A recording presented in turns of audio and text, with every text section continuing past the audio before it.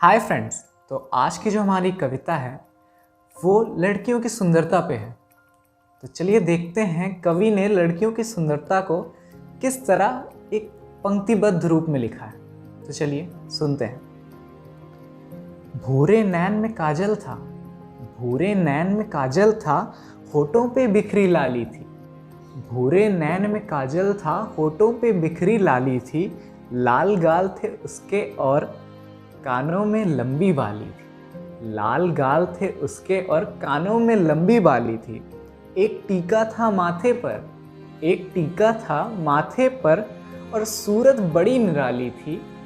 जो दिल को मेरे ले गई एक लड़की भोली भाली, जो दिल को मेरे ले गई एक लड़की भोली भाली।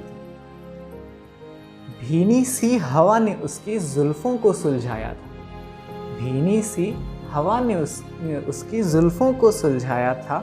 उसके बदन की खुशबू ने फिजाओं में इत्र महकाया था, उसके बदन की खुशबू ने फिजाओं में इत्र महकाया था।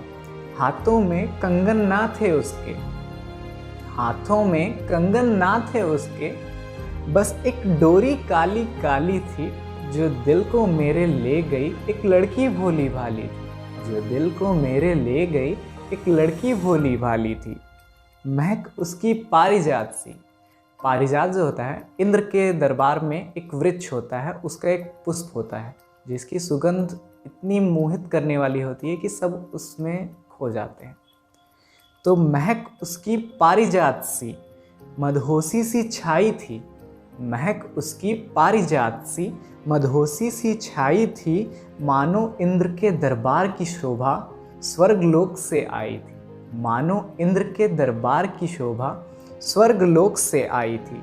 कलियों सा था चेहरा, कलियों सा था चेहरा, और नाक में नथनी डाली थी।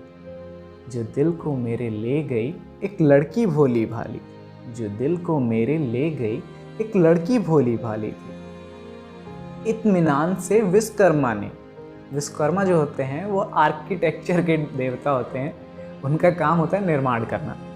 तो उन्होंने क्या किया है उसको आप सुनिए।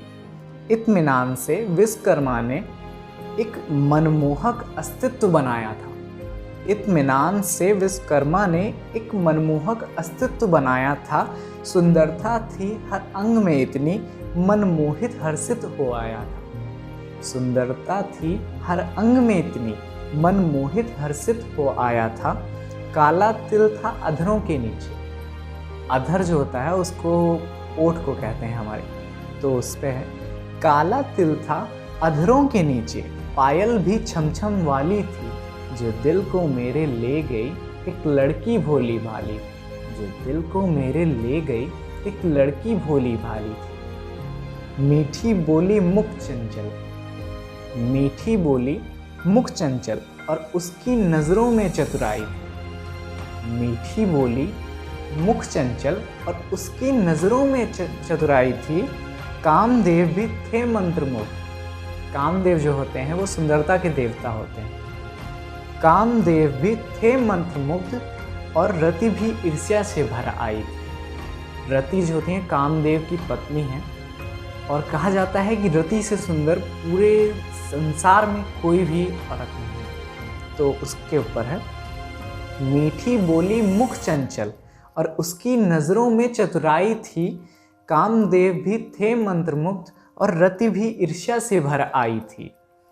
परियों जैसा रंग था उसका, परियों जैसा रंग था उसका, तुलना में लगी सूरत अपनी ही काली काली थी।